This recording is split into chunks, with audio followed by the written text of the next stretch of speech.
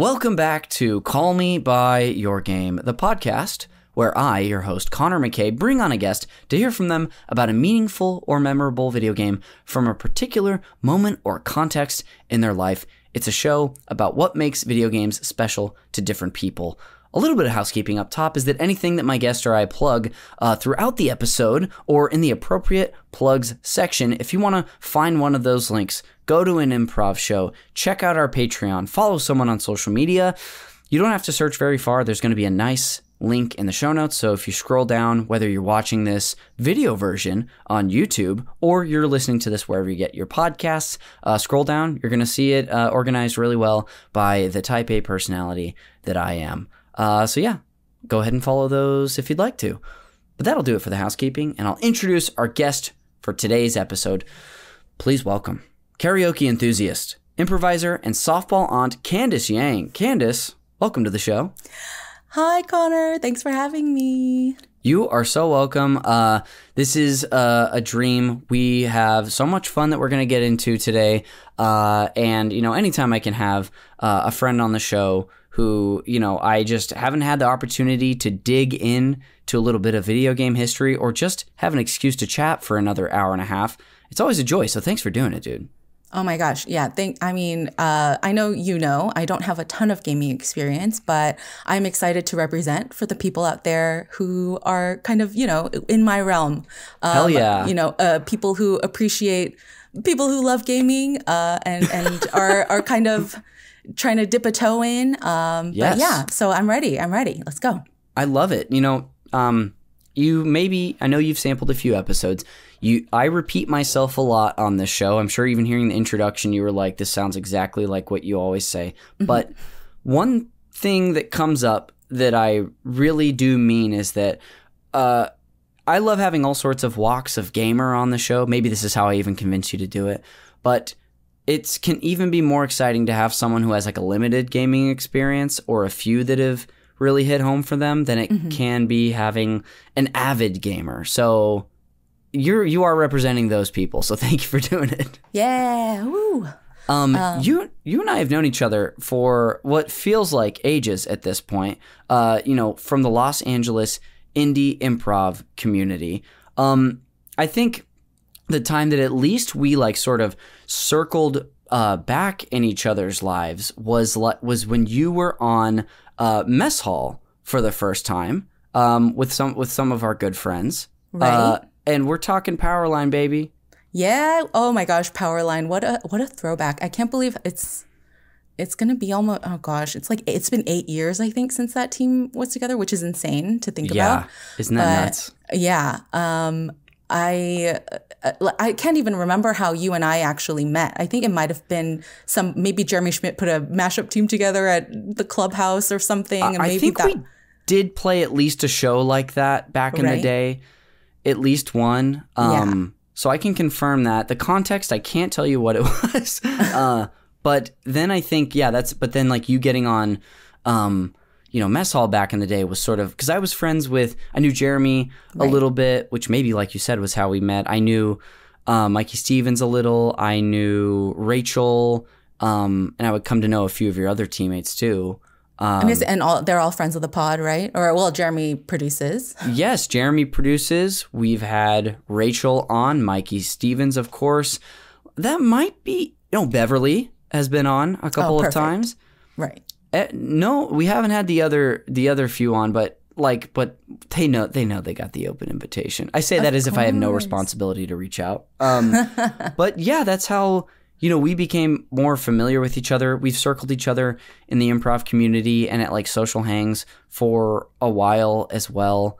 And we still get to see each other to this day. And I just ran into you enough times recently where I believe it was at Annabelle Seymour's birthday that somehow we got, I don't even remember exactly how the video game discussion got brought up, but as soon as, it's kind of like it's a double-edged sword. If you reveal to me that you enjoy video games and you're someone who I enjoy, chances are I'm going to reach out to you and ask for an hour and a half of your time. Connor, I can tell you exactly how it came up is because I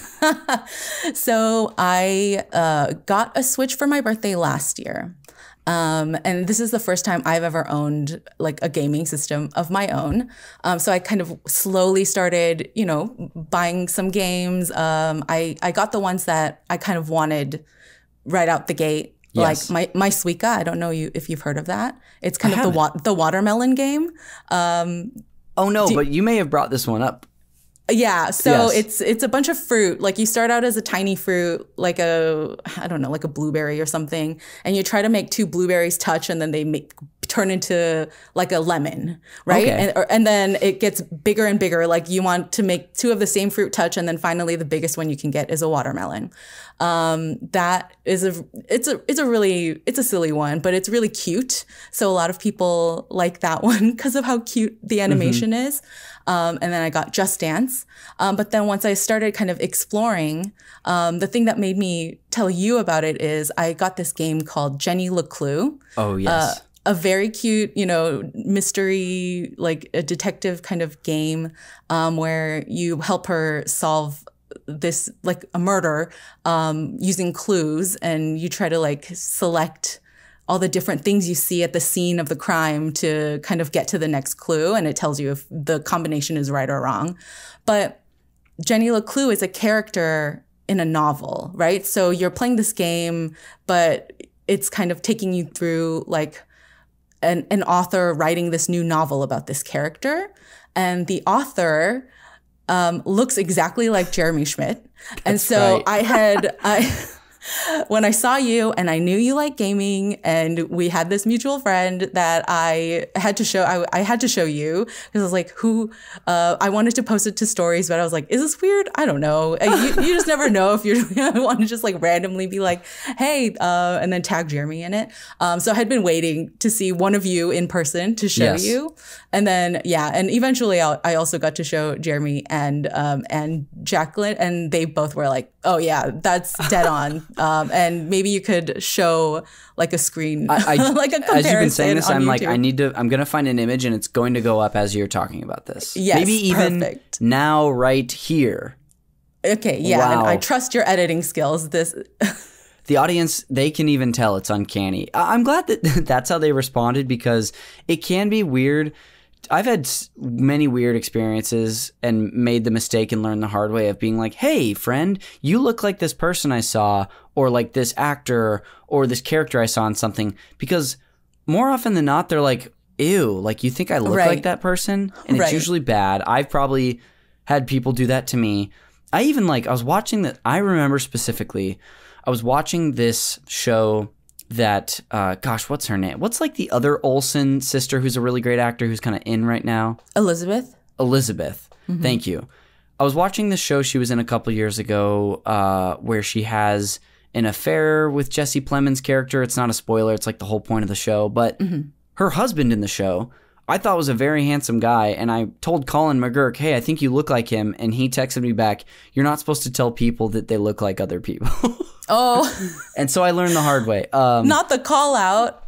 It was very direct in a way that I could never be in my life. Yeah.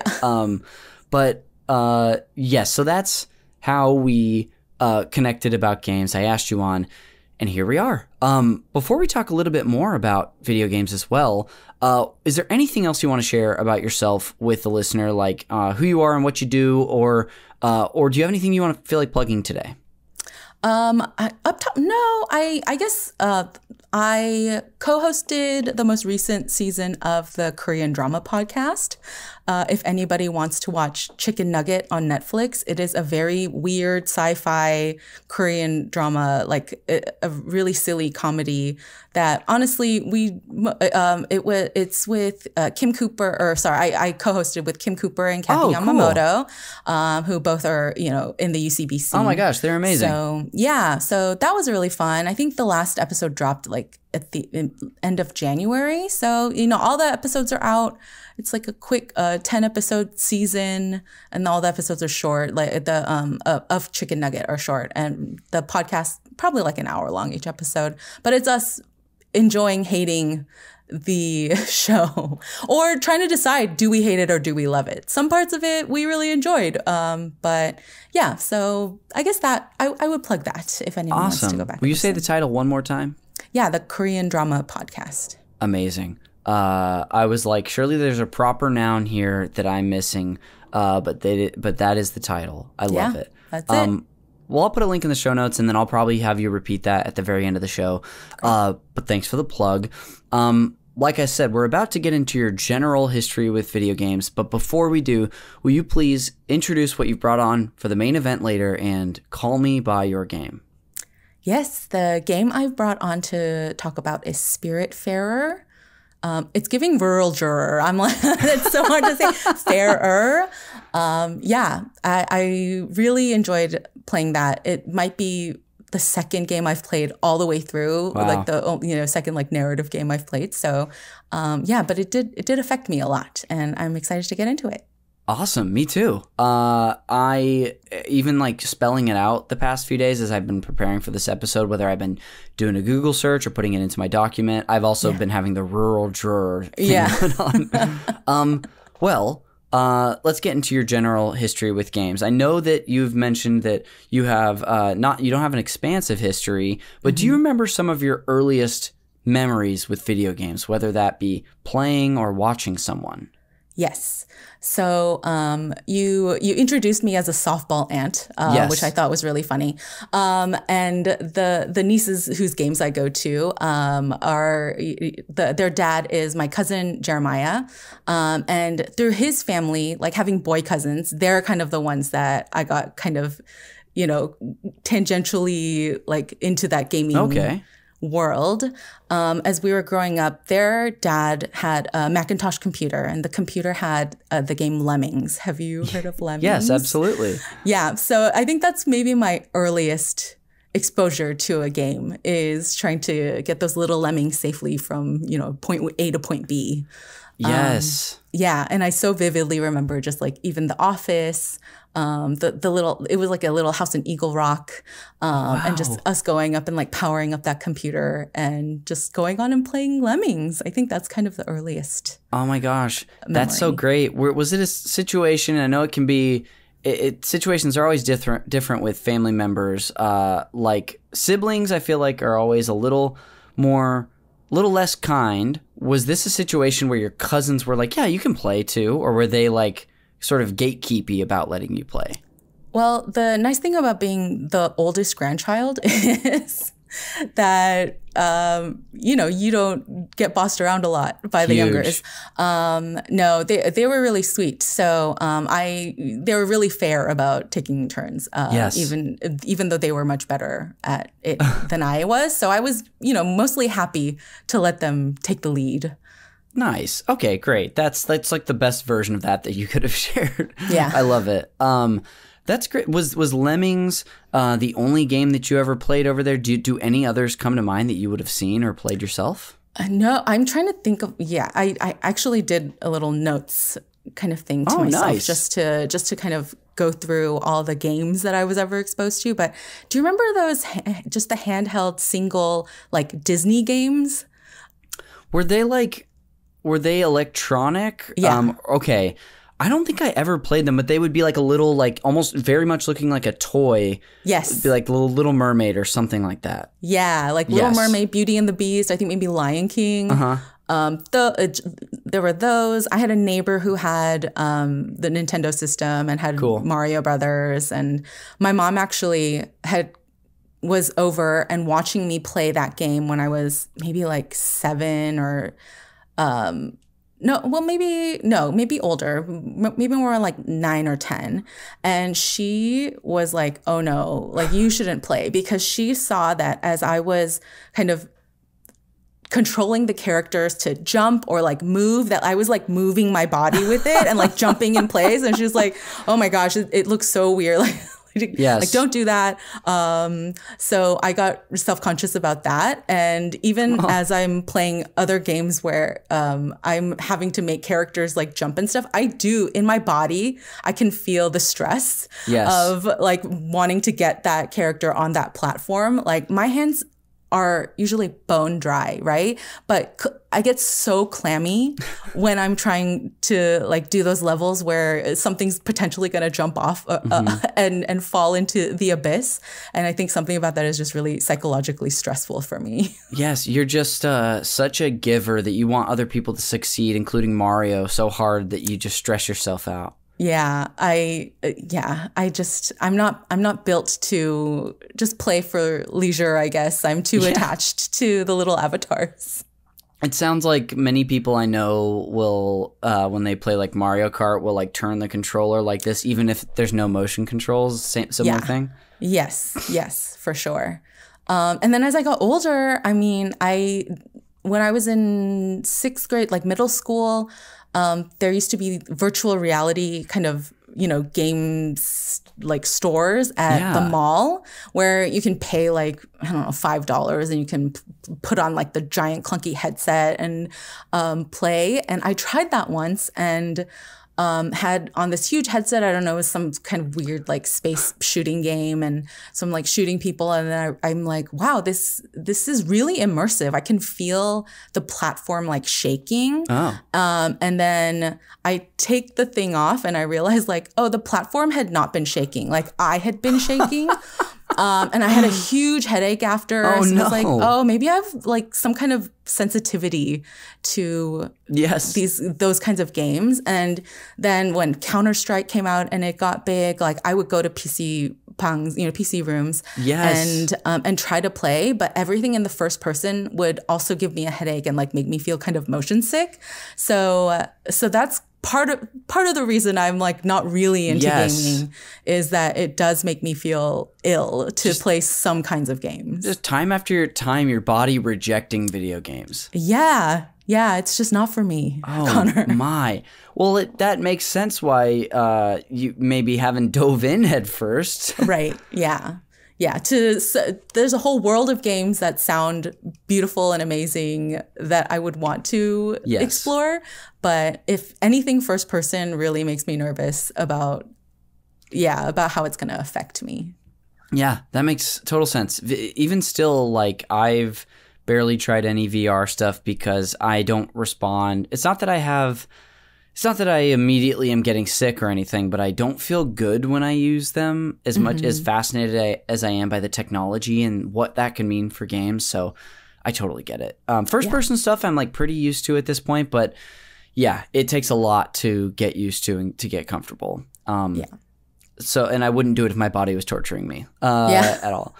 One question I have for you too is a little more, catches us up to date a little bit more with your gaming, which is what caused you to get a Switch? Was it something that you had an interest in? Was it just a gift given to you by a family member? It was a gift given to me by my siblings for my birthday. And I did ask for it because our cousins are into Overcooked, like playing all together, and I'm so awful at it, Connor. I can't even tell you. Like everything aside, even just like the joystick element of it, I can't. They're too sensitive.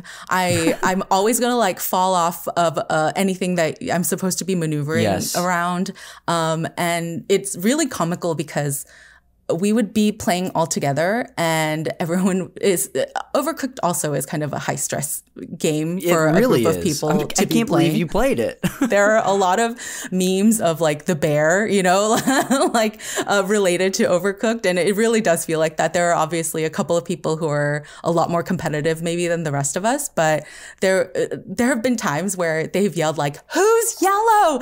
And I'm like, I'm yellow, and they all know I'm not good at games, and also I am, like I said, the oldest grandkid. So there's like this respect element, and they're like, "Oh, you're doing great, okay," and they go back to that. And we just need you to wash the dish in front of you. Exactly, yeah. They're like, "Yeah, just make sure you're doing the task that we're kind of assigning each person a task to be really efficient." Yes. And if it's anything where it's like it's up in the clouds, or if there's like water, I'm like, I'm gonna fall in the water. I'm sorry. That's just what's gonna happen. Or if because of that joystick, I'm always running into people that I don't mean to be running into, and it's really funny that they can't fully get frustrated at me. Yes. Because then I'll like switch it over to my other cousin and be like, I can't play anymore like you play. And then you'll see them like really hard on that person, like, what are you doing? And I would say it's just because they couldn't yell at me while they were mad at me. Like that, you're only getting the brunt of that. But anyway, I did want to get better. Yes. And also, like I said, I like Just Dance. I like the Switch sports, you know, like just stuff like that I feel like I could play that golf game on there forever, I think. Yeah. So I don't know why. I don't know why I asked for it besides those. I was like, well, I think I'll dip a toe in and see. I mean, that's enough of a reason to want to try yourself and like have it at your home. You're doing your own training to just like show up and be so improved when you do play. Yeah, right. You mentioned I've actually that one of the games you mentioned, Switch Sports, is a game that I've never touched, but I was a huge fan of Wii Sports growing up, and it's sort of a spiritual successor. Right. Can you tell me about that game at all and what you like about it? Oh, I guess just, I mean, it does get you active. Yeah. And I think it's kind of a bit of a holdover from the pandemic is that I don't like going to the gym anymore, which is unfortunate because I really loved the gym. Yeah. But now the way I describe it is I don't like being in other people's heat. That's what it feels like to me. People are just like breathing heavy and sweating, and you just like feel like you're in. That's what it feels like to me. So I'm like, well, maybe if I use, you know, the sports and then the Just Dance to be a little active while I'm at home, I'll feel less bad about not going to the gym. But honestly, I should just suck it up and get back in there. Just go times that are not as busy. And I'm sorry that I grossed out probably a lot of people listening to this by describing it as that. We all know what like someone's ghost sweat is. It's like they've left and their silhouette is a bunch of sweat. So yes, you're all right. Or like sometimes you walk through a space and you just know you can feel the trail that someone's left behind for sure. It's gross.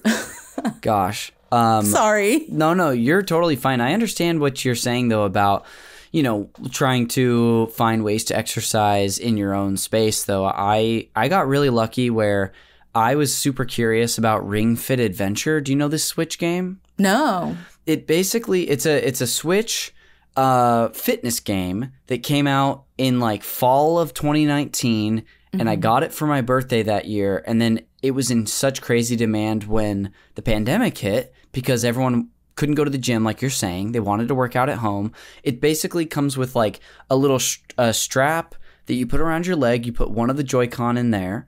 And then it comes with a sort of a Pilates band that you like, you know, those plastic bands that you can push. Have you ever seen those? Yes. And you put a Joy-Con in there too. So it like reads how much you're pushing or pulling it. And so you can actually like, you can get a pretty good workout with this thing. Interesting. Yeah. Because I don't have a gym membership right now. And I also love like you, I love the gym and haven't been in a while. I really should be using it more. Instead, I just go on long walks, play basketball every so often, and do like one run every 2 weeks. So this is you're really helping me on this episode, being like, gosh, I got to get back at it. Aren't you on that one baseball team that a bunch of people are in? Is that starting up soon? Yes, exactly. But I just I am not going to play anymore. I retired, which is a really dramatic way to say that I had a great time, but I was ready to just stop playing baseball. I see. Gotcha. Yes. Our mutual buddy Tim Newman is on that squad. Right. Okay, great. So that's why you got your Switch. Before we, go to break and then come back to talk about Spiritfarer, are there any other game experiences that you would like to mention in this section?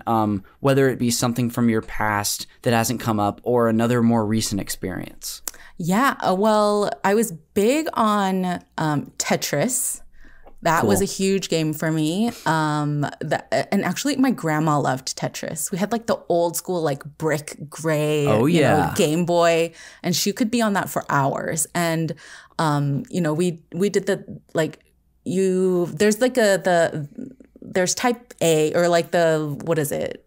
game like style A and then B, where the B, if you started at like the highest level, like difficulty, and then like the highest speed, and you were able to like clear everything, that you would get the big rocket. And that was always the goal, is to like get the giant rocket once you're done playing, to go.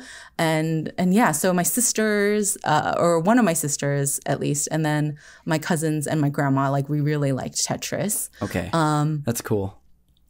And I was a big like Microsoft games person, like Spider, cool. Solitaire, Yes. Minesweeper, Hearts, like all of it. I did really enjoy those.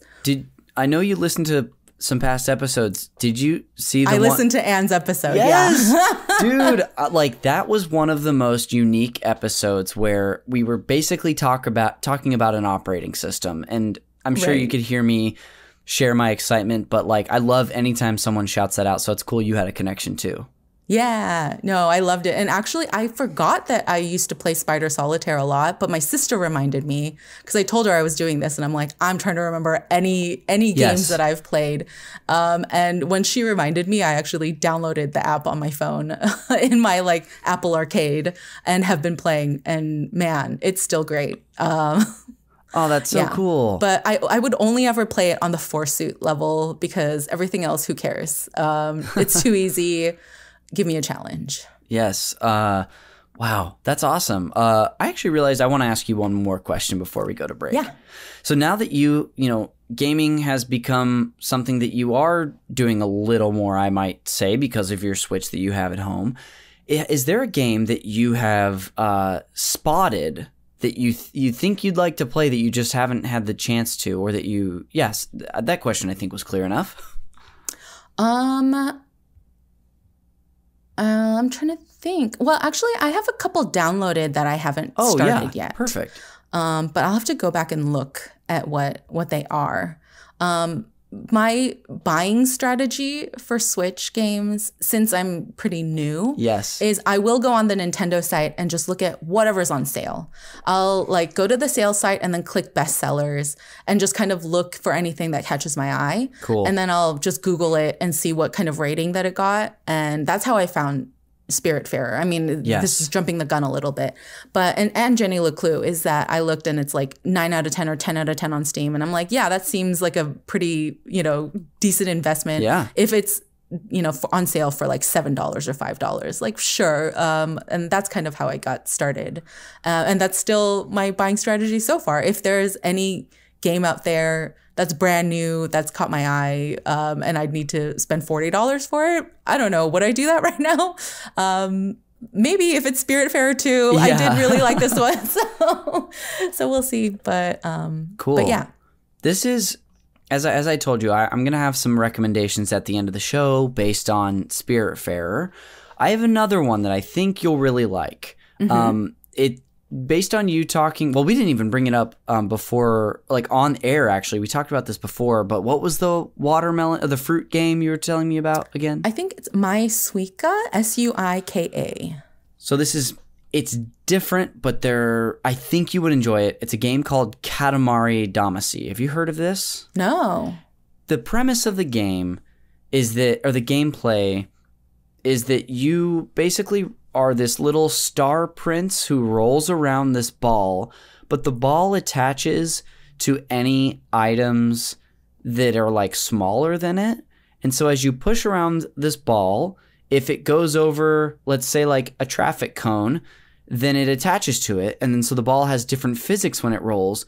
But now that you have the traffic cone attached to the ball, you could maybe pick up a chair. And so then you attach a chair to it. So then you're just like pushing this thing around, trying to collect as many objects as you can while like fighting against the physics of how the ball's rolling because of all the stuff that's attached to it.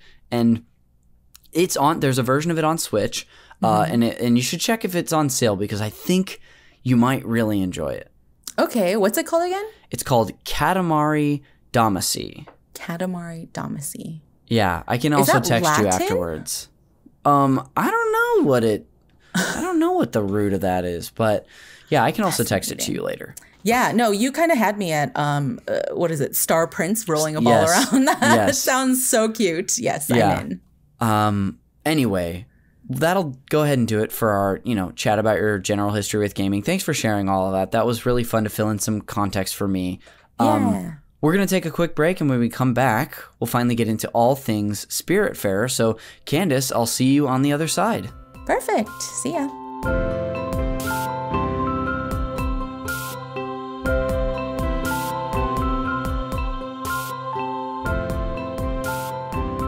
Welcome back to Call Me By Your Game. Connor McCabe here with Candice Yang to finally get into Spiritfarer. Candice, welcome back. I'm so excited to get into this game, Connor. Let's go. Let's do it. Like I told you before, too, we're going to set the table a little bit for the listener. So if you want to add on to this context at all that I'm about to just kind of monologue for a couple paragraphs, you are able to do that. Without further ado, Spiritfarer is an indie management sim and sandbox action game developed and published by Canadian studio Thunder Lotus Games. It was released for Microsoft Windows, Mac OS, Linux, PlayStation 4, Nintendo Switch, Xbox One, Android, and Stadia in August 2020. Candice, have you ever heard of Google Stadia? No. It was Google's gaming platform that I think they closed in 2021 that was supposed to be like an all-cloud gaming thing that was supposed to change, how game platforms were perceived, but it died. They abandoned it. Is Stadia the plural for stadium? Is that what that was supposed to be? I don't know. Sorry. It could be. Okay. It sounds like it. Gosh. I love that you're locked into grammar and words. Like we've wondered if Katamari Damacy was Latin, and then if that was plural. I love it. Connor, I was an English major, so that's the energy you're gonna get from me. Hey, I love it. Now I know what I'm working with here. Yeah. The main character, Stella, becomes a Spiritfarer whose job is to ferry spirits of the deceased to the afterlife.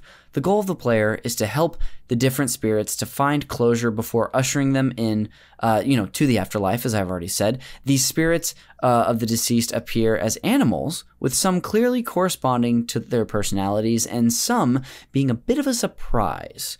It received generally positive reviews from critics, praising its slow-paced gameplay, detailed animation, orchestral musical score, unique themes, and had sold over 1 million units by December 2021. So at this point, I don't know how much it's sold, but it could even be double that because it had only been out for about a year.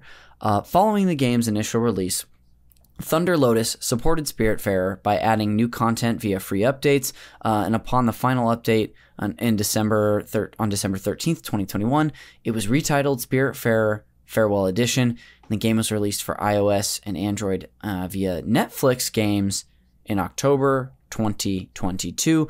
Candice, do you think there's any important context or details about the game we should include before we dive into your time with it?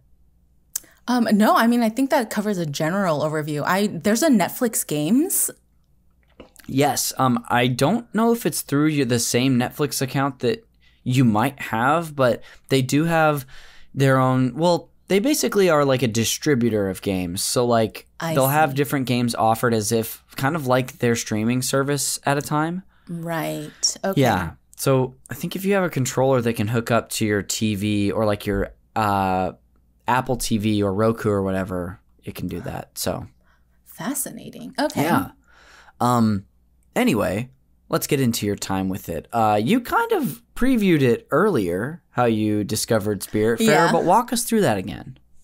Yeah, so it was again on that Nintendo game sale site. Yes. And just looking through the bestsellers, the screen grabs really caught my attention because it did, like it said in your kind of blurb up top that the animation was really beautiful.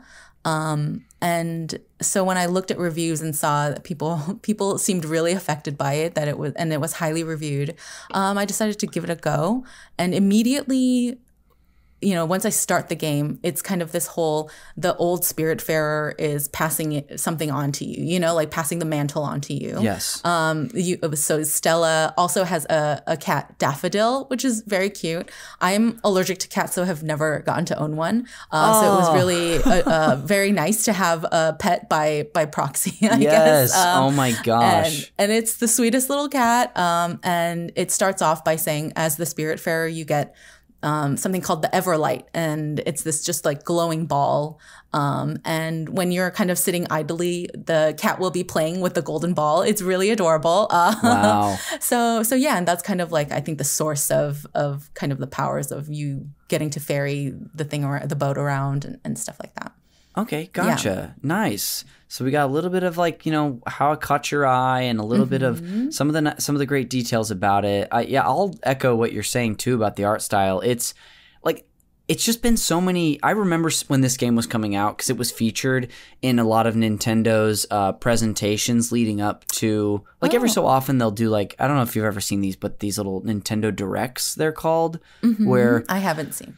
They do, like, sometimes it's like, here's an indie direct, so indie games get showcased, or here's like Nintendo first party stuff. They just did one for the Switch 2, which was recently announced. But Spiritfarer, I remember in 2020 was getting a lot of focus in their like indie spotlights. So anyway, I haven't thought about it too much since then. But doing research for your episode, the art is truly gorgeous. I don't know what exactly I would compare it to, but it's this beautiful hand-drawn art style. Maybe it's very colorful. It's sort of pastel-y in the colors, but that might even be limiting. Yeah, it's kind of dependent, honestly. So the game, you are kind of going, it's like, like 24-hour, cycles. And so it's a different kind of color theme for whatever time of day it is. And even I noticed that, in the daytime, like colors on the boat even are a little bit brighter, like they would be in daylight, versus at nighttime, it's a little more like muted, like as if a warm light is being shown on it, like an artificial light, you know? So just details like that, I really appreciated. The worlds are all really well thought out, because you're kind of traveling around to these different islands. And so there might be kind of like a countryside island, or there might be mines, or a lighthouse, or kind of an industrial, section. And all of those are kind of themed, differently. And, you also mentioned the music up top, that, each of these lands also kind of has its own kind of musical theme. And each character even has their own musical theme. So when you're talking to one of the characters, that'll kind of be playing over your interaction. So that's just kind of all the details that I really appreciated about the game. Yeah, that's great. I'm sure that, being able to visit a different stop on your way, or a different land can really, as much as I'm sure the stuff on the boat is great, it probably like being on a boat at sea, it's great to leave the boat and go explore an area, especially it would just provide a little variety to your experience. Yeah. And the experience on the boat, it very much is kind of like not exactly, like you said, I guess a sim is what, like the Sims, or like Animal Crossing-y kind of, right? Where you're gardening, or on the boat you can fish for stuff, and so that's kind of, those are the activities that are kind of more mindless, and you can do that like as much as you want, basically. Like if you aren't feeling like doing games where there's a point to it, like a goal, a specific goal, then that, or you can go around to an island and kind of explore. You can interact with whoever's on the island, and see whatever characters, maybe are next to come aboard your boat, or you can search for certain like power-ups that you get, like you get different abilities along your journey, and it's a bunch of different kind of styles of games, I think, in one, which I really,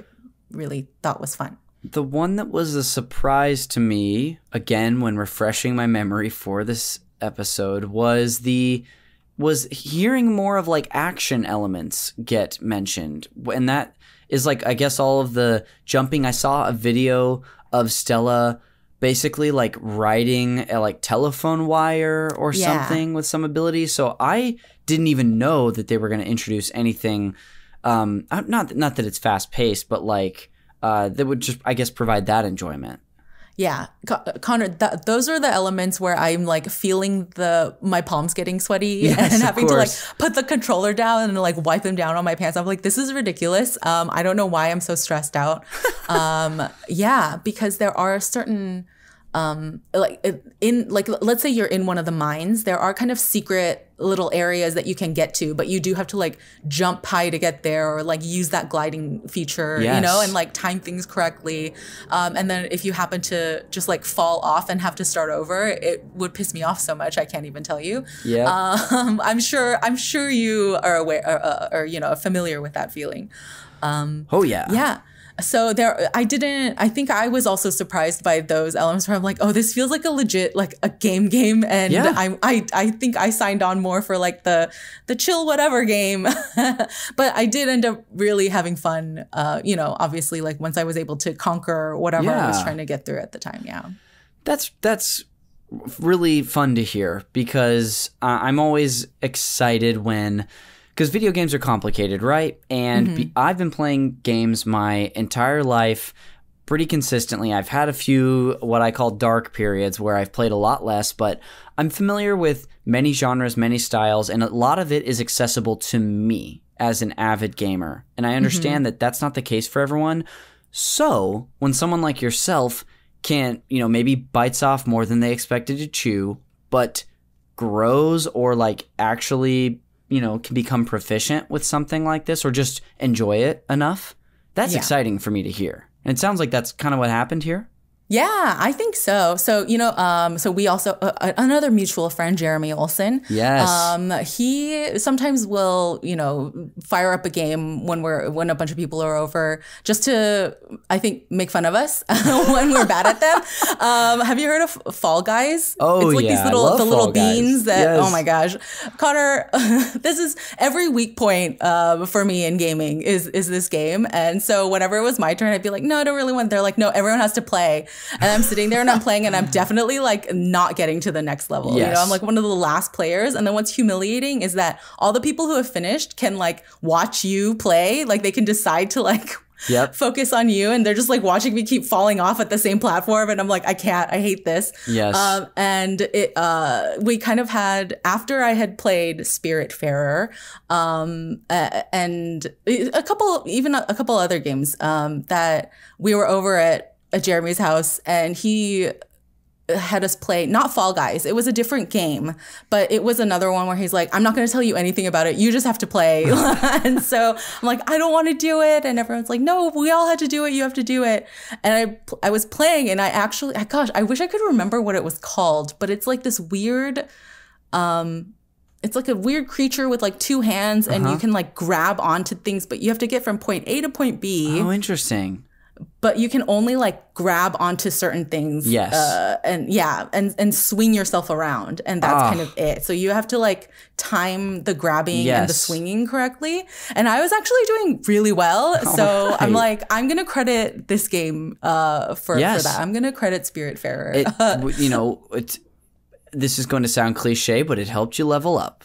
Yes, absolutely. I appreciate the pun. Yes, that's funny. Just even you talking about Fall Guys, this is sort of a tangent, but that game, even as someone who feels like I'm pretty adept at, a third-person action style game like that, I feel like the characters, I think my friend Michael Hearn described them as you're controlling a drunk toddler when you move around, because they don't really have they can move and you can do certain actions, but they don't always respond the way you expect them to. Oh yeah. Okay, good. I'm glad to hear that even from you. Cause they are like little wobbly beans, Yep. Like that's what they look like to me. Yeah. That's lovely. One thing I want to dive into a little bit, if you'll humor me, is like your early moments with the game. When you first started playing it, do you remember, was there like a learning curve for you? Was it something that you latched onto immediately once you turned it on? Do you remember what that was like? I guess the learning curve really was like oh, I have to complete these little missions, you know, Yes. like where do I go to do it? It wasn't as kind of innate in me to be like, oh, okay, I got this like task, like they gave me a request and I can like know immediately, like I go to whatever island they said to go to. I just was kind of like derping around and being like, oh, I'm gonna like fish for a while and go from like this island to that island. You're just living your life. Yeah, so I think it probably took a lot longer than if I were like very mission focused and trying to get the game done. Which I mean, in anticipation of this, I started another playthrough. Oh wow! And this time around, I mean, I'm very like I know what's coming, so I'm like I know what to look for, and it is a lot more like not transactional, but it is, you know, a lot more like down to business and not as meandering. But I liked the meandering. I was like, it was a little more fun to organically kind of discover things. Definitely. Yeah. So, I think that's kind of, those were my feelings as I was like in it at the beginning. So it sounds like you were attached to just sort of like vibing out as the character a little bit, and then eventually became a little more familiar with the structure of what the game eventually wants you to do. Yeah. Yeah. Yeah. And I mean, even the game, there are things built into the game where it kind of seems to encourage the meandering of it all. Like there's a like command where you can just sit there and pet the cat, you know, like you can snuggle the cat, and that's fun. Yes. And yeah, I don't know if we want to get spoilery with it.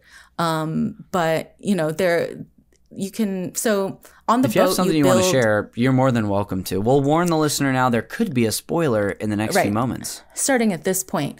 But you know, as you gain passengers, one of their requests usually is like, will you build me my own space? Because there's a guest house, but everyone kind of wants their own room, you know? And so, you'll build like a bungalow or whatever. But once that spirit moves on, you can, if you at nighttime go into the space of a passenger who's like left already, you can like sit in their chair and then it'll kind of show the night sky. And the way someone passes is you take them to this thing called the Ever Door. Mm-hmm. They kind of have their last moments, like the last words that they kind of want to get out, their final thoughts as, you know, these living beings who are ready to move on. And then you give them one final hug. God, it's like really sweet. And then and they turn into kind of like this ball of light. And then the last kind of image you get of them is you see their constellation. And so when you're in their room and you like sit in a chair of any of the, you know, spirits that have moved on. And if it's nighttime, then it'll pan up to the night sky and show like all the constellations of all the spirits. Aww. And, you know, so there's all these like elements of it where it's kind of like, yeah, it's just a sweet moment where you can sit in it and not have to, you know, be worried about you're doing XYZ. Yeah. Yeah.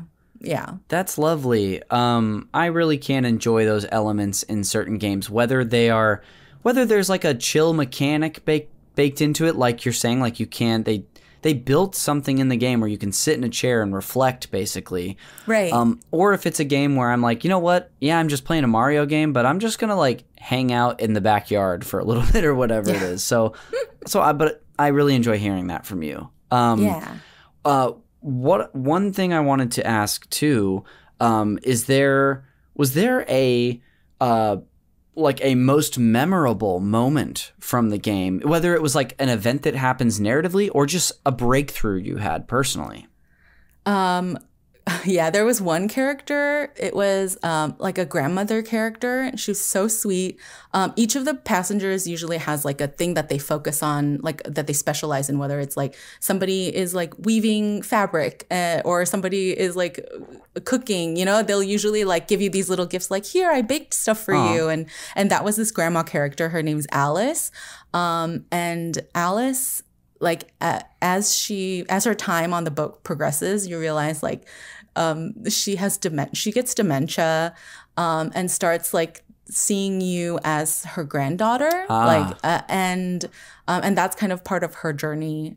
I got so attached to this character that like when I had to take her to the Ever Door and she like, descended into the heavens, or however her spirit was released, I had to put the controller down and I wept. Like, I truly cried. Like, it affected me so much. And then immediately went on Google to be like, or like on Reddit to be like, Alice Spiritfarer. Like, did anyone else sob, like at this character? And yeah, there were a lot of people who did. So I didn't feel, I felt justified in how much it affected me. I don't know if we're at the point where we're kind of talking about like my like how it was related to just stuff I've been going through. Yeah. But how about this? Yeah. Yeah. Well, why don't you start sharing about what you'd like to share? I have like a couple specific things I'm gonna have us do, but if that feels like a good transition to you and whatever you're gonna share, I give you the green light. You know what? I can wait. I think I can wait on it. Yeah. Okay. Yeah. I think I can wait on it. Because there's that. And then one other part, which is like a huge spoiler, is you find out eventually that Stella, there's the twist of the game is that you find out that Stella is actually in a coma. Oh my. With cancer. Mm-hmm.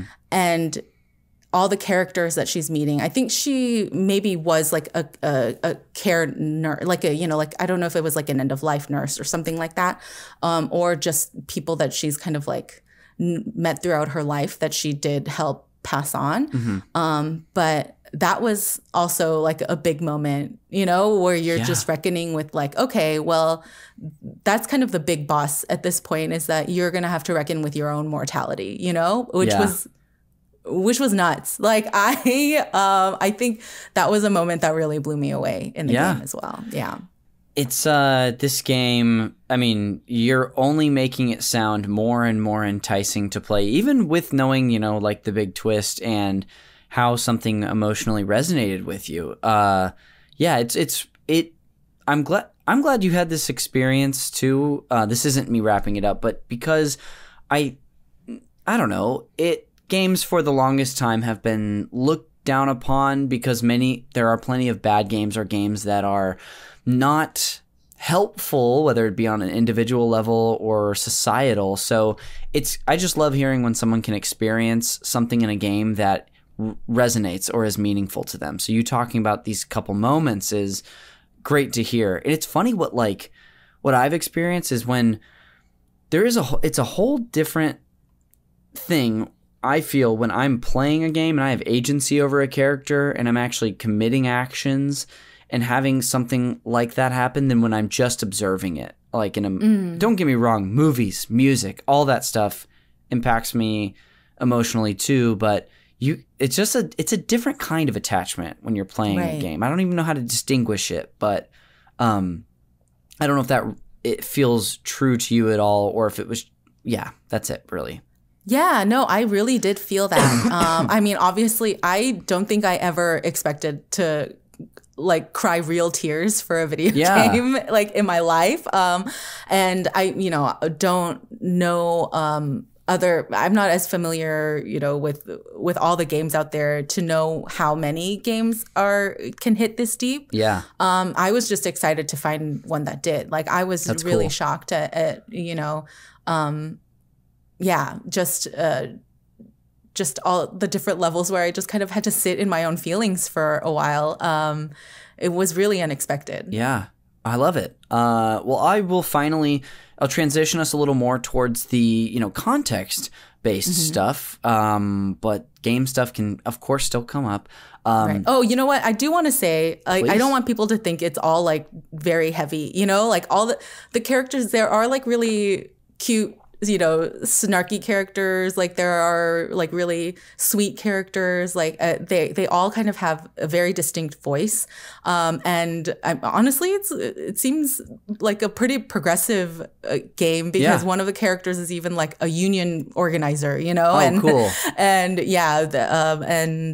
there's a couple where the guy's like always cheating on her, but she like can't, you know, like she still loves him for, you know, who he is and stuff.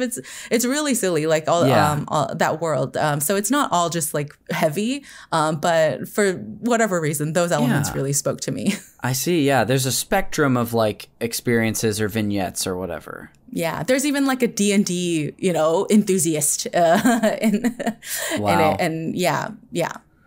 Nice. Well, to get us into the context a little more, I would love for you to scene paint for me the space in which you played this game. And you had it on Switch, you said, right? Because you got it on the Nintendo eShop. So maybe this was multiple places, but maybe can you sort of give me an idea of what the primary space was like where you played it? Yeah, I mean, primary space was just my living room. Yeah. Just home. I think it was maybe the week. I don't know. No, it wasn't winter break. I don't know. I think I took a week off sometime like in March, and decided to kind of like barrel through this game. So I did that. Actually, so March of 24, right? Yeah. Okay, gotcha. Yeah. So it was either end of February or early March of this year. Gotcha. You were going to say something else. No, it was this year. Sorry, not 24. It was this year. It was recent. It was this past year, yeah. Oh my gosh. Amazing. But I interrupted you too. I think you were about to share something else. Oh, was I? I don't know if it was about the context or whatever. But oh, yeah, I don't know if I want to. No, I will. That week I fully was, I got edibles. I don't usually buy edibles for myself, but I was like, this is going to be my teenage, you know, boy era and just being high and playing video games. And so maybe that also affected some of the emotional aspects of it. But yeah, that was a little of my journey. So that's where you were going. I'm sorry to have sort of prodded you to go there again, but that's great context. And then, like, you don't have to fully describe the living room where you currently live. I would understand if you don't want to do that. But like, are you sitting on a comfy couch? Is your TV far away from you? Do you have a snack next to you? Any other details you want to fill in? Yeah, I have like a nice couch that I'm in with like a blanket over me because it was still, you know, cold. So it was nice being like cozy, like a pillow at my back, and my TV's, I don't know, it's like 55 inches, so huge. Decent size. Yeah. And if I had snacks, it was probably like Dots pretzels or Flamin' Hot Cheetos, you know, like that's what we're talking. All right, cool. Yeah. Great. And I'll do, if I'm like into something, I can do all hours. And I'm a night owl, so I can go until, you know, like 4 in the morning. I'll just be up. But if I'm like not able to put the controller down, so. I was just gonna ask what time of day we're talking. So it sounds like but you could go late into the night. Yeah. Okay. I'm mostly a night owl, so yeah, that's probably. I love it. Well, yeah. So. Thank you for setting the scene for us a little bit about at least where you were playing. Now, are there any other details, whether it be like a connection you had to the game or like a moment in your life that you were at that you want to dive into today? Yeah, I think it's just a lot of just kind of internal stuff that I'm dealing with. Sure. But, you know, I've always, having grown up like very religious, like, which I know you can relate to as well, or like, you know, going to church and all of that. True. That like I've always kind of struggled with mortality, with like the kind of concept of mortality, because I feel like they push it into you a lot when you're younger. So you are always thinking about like, oh, like there's an afterlife, there's an eternity, but then this is finite, you know? Yes. But in your brain, like when this is all you know, like how can you kind of conceptualize what eternity is going to look like and all? I don't know. Sorry if it's getting like too woo woo or whatever. No, not at all. Like you have the full speed ahead, please. Yeah, I've had a lot of similar thoughts, and I'm sure stuff you haven't even shared that like have been top of mind for me as well. So by all means. Yeah, you know, so I kind of did the whole like deconstructing thing. Like I still have. I think I don't know if it's because I grew up with it, but I do still believe in elements of what I grew up with. Sure. But I am trying to kind of figure out believing it in my own way. I think the closest thing that I got to was that, you know, I feel like everything, there's kind of like a duality, or like things exist. And sometimes like heat and cold, like cold is maybe like the absence of heat, you know, or is something like that, where it's not necessarily like a thing versus a thing, but like a thing versus the absence of that thing. Sure. And so my idea of like,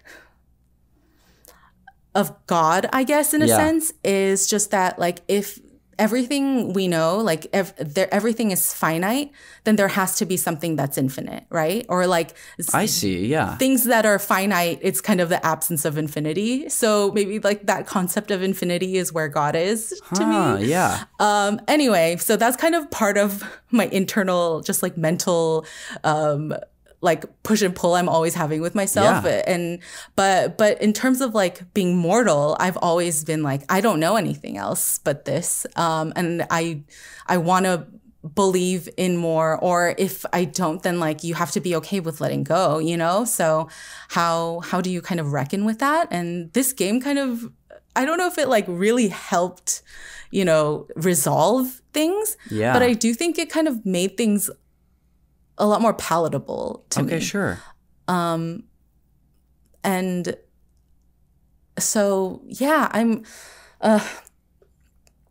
so in the fall, we my dad is estranged from my family, and we found out that he passed away. And that doesn't affect my life at all because he's not in my life, you know?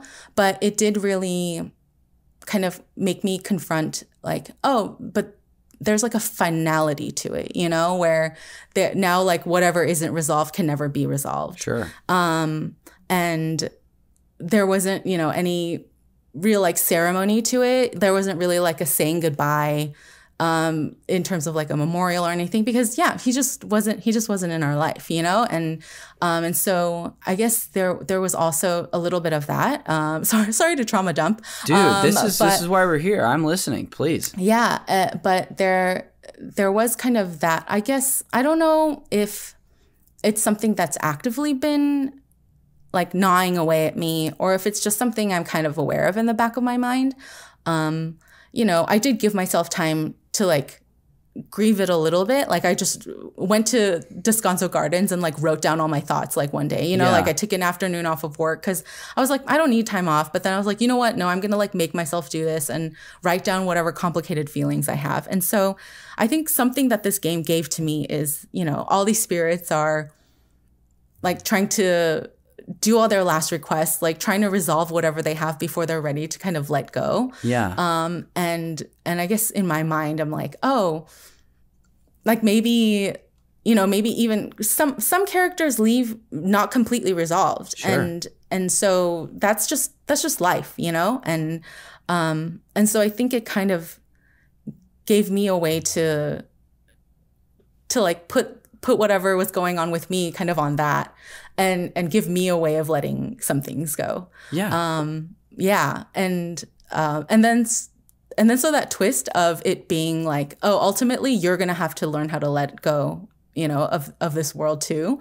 What was something, that I was just like, yeah. So that's kind of the reason that it also deeply affected me. It's just that I've been having all this, you know, as an ongoing thing, like going on, and then the most recent thing happening, you know, this past fall. So absolutely, like I feel like I've dealt with, you know, similar thoughts and feelings that you've been describing today, and it's so funny that you're playing this game about ushering other people through this process and helping them, and then suddenly the game turns the mirror back to you, and you're like, whoa, okay, I don't know if I signed up for this.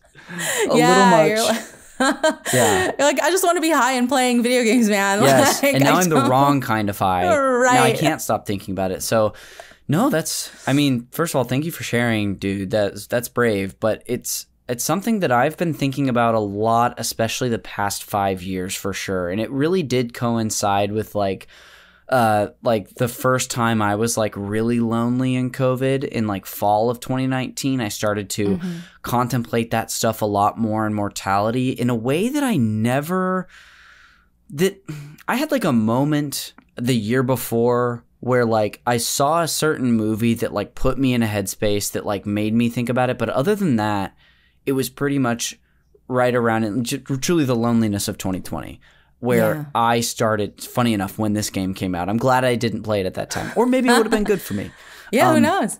Who's to say? But I can relate to that. I don't want to make it about myself right now, but what you're sharing is so relatable and it's probably going to resonate with a lot of people too. Yeah, I guess it's also nice for me because I never, people post when relatives who've passed away, like, they kind of like do a tribute. I'm like, I just didn't feel a need to do that. But then I also felt bad about not doing that. And I'm like, I guess this is my way of just kind of like putting it out there. Like, hey, sorry, this is a thing that happened to me. And maybe I didn't tell you and maybe I did. But it just is what it is. And that's so funny, Connor, that the moment that you had in 2020, I had when I was like 10 years old. Because oh my goodness. Because at school they made us read Tuck Everlasting. I don't know. Did you ever read that book or watch that movie? We did, and for some reason, but go ahead. Sorry.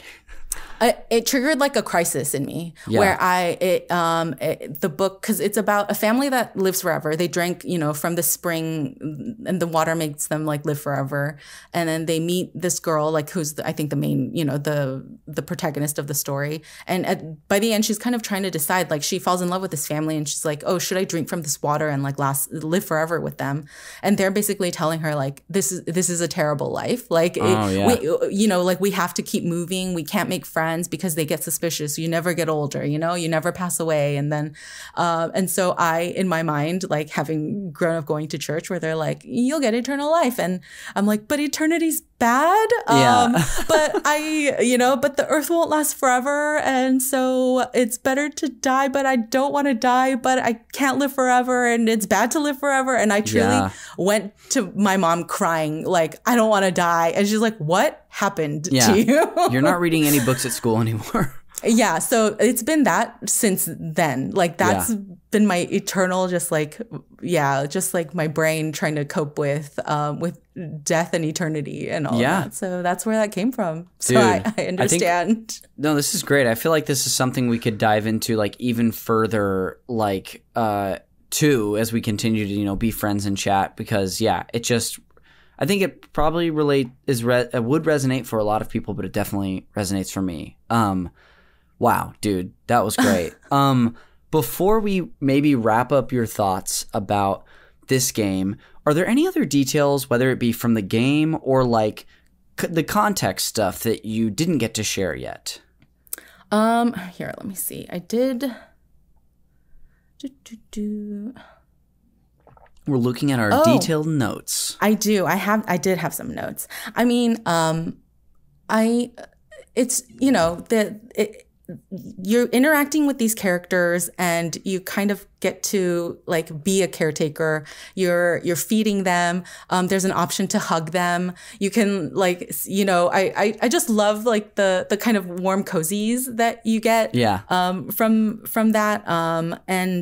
I really appreciated this one detail where one of the spaces that you get to build is a lounge and it has a record player and you can go into the record player and you can choose like to play any of the character themes. And all of those things. I was like, yes, because the music is so beautiful that it really was nice to sit there and just kind of go through all of the music. That's a fun way to like.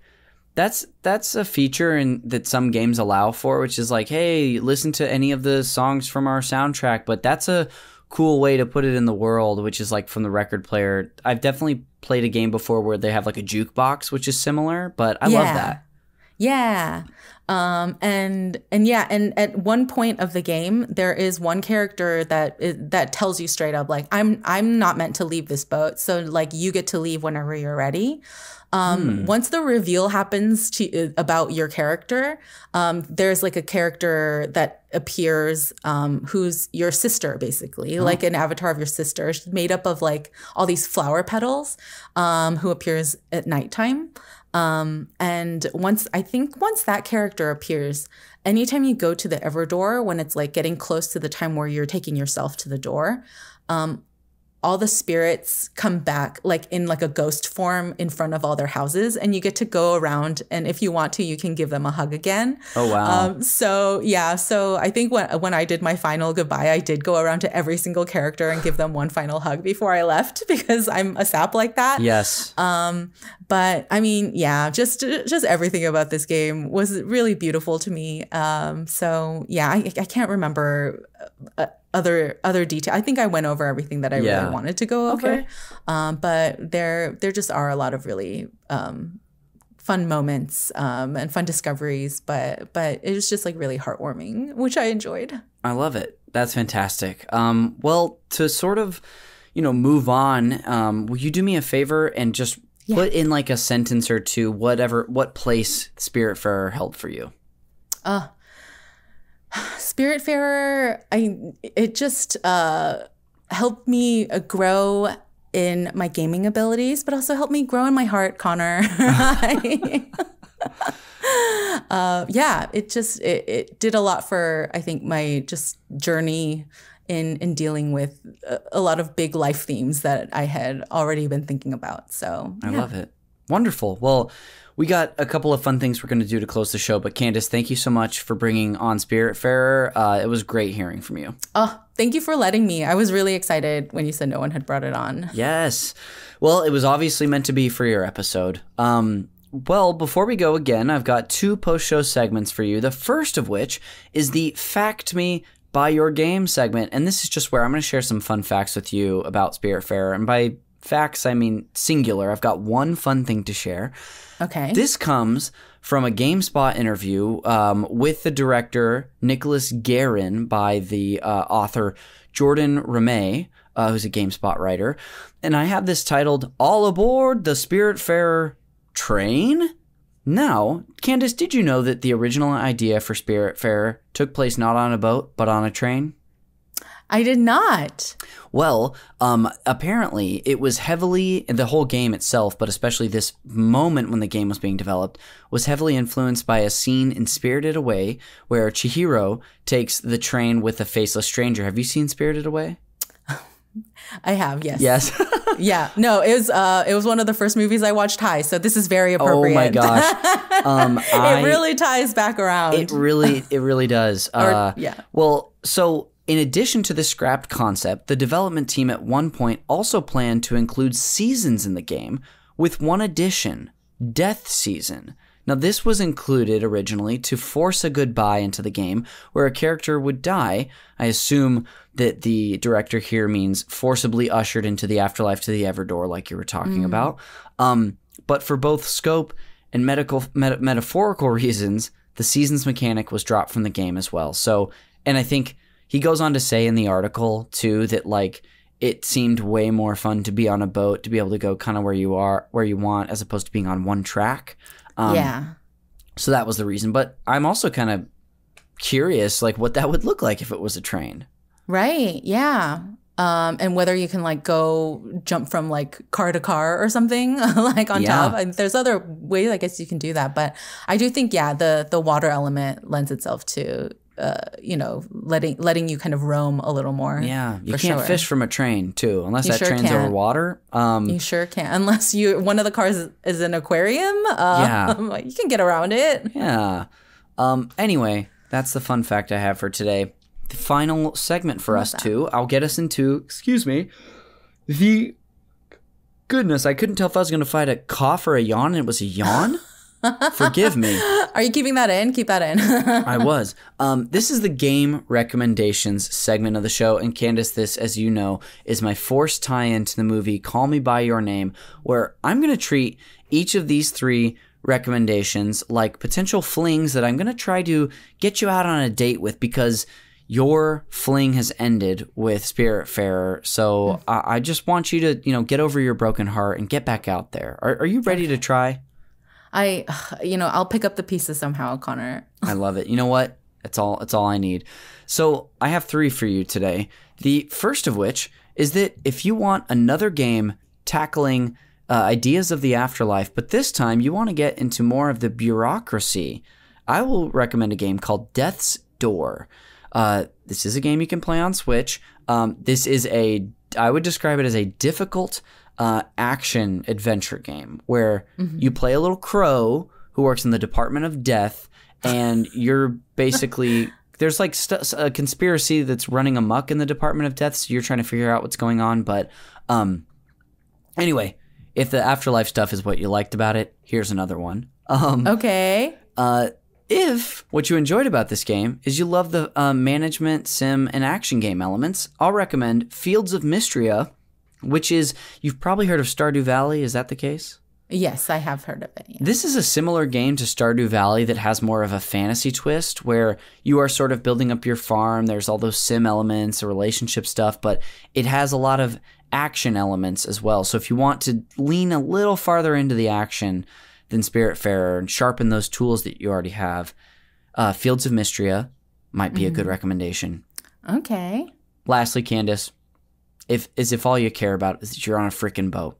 You're on a boat and you don't want anyone to forget, I'll recommend The Legend of Zelda The Wind Waker, a game where you're not on a boat the whole time, but you do have your own special boat that you get to go around the Great Sea in, and it talks to you too. So who doesn't want a boat that talks to you? Okay, that sounds fun. And then I can play, what is it, Lonely Island on yes, in the background? 100%. Yeah, is that what you were referencing? Yeah, I do just have like the text before that. All it says is I'm on a boat, ! The Legend of Zelda Wind Waker. To recap these recommendations, we have Death's Door, Fields of Mystria, and The Legend of Zelda Wind Waker. That'll do it for the Rex, and that'll bring us to the end of the show. So before we go, Candice, thanks again for taking the time to come on the show and share, your experience with Spiritfarer with me. This was awesome. Thanks for doing it. Oh, thanks for having me. I got in. I brought in some heavy elements, but it was fun. Like, it was fun talking to you about it. So yeah. I love it. Well, on your way out, you were plugging, the podcast that you've been co-hosting. Do you want to plug it again since we're at the end of the show? Sure. Yeah. Very straightforward. Korean drama podcast. It's a podcast where we recap a Korean drama. So I love it.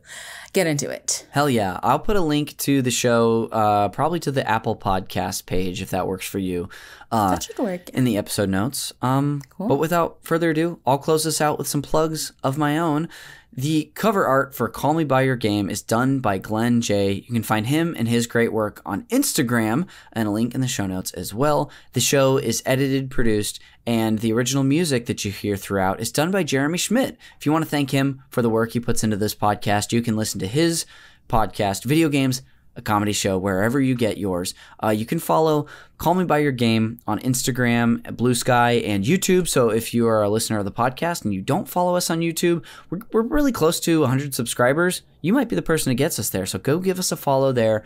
And then you can follow the network that we're a part of, Super NPC Radio, on the same exact feeds, Blue Sky, Instagram, and YouTube as well.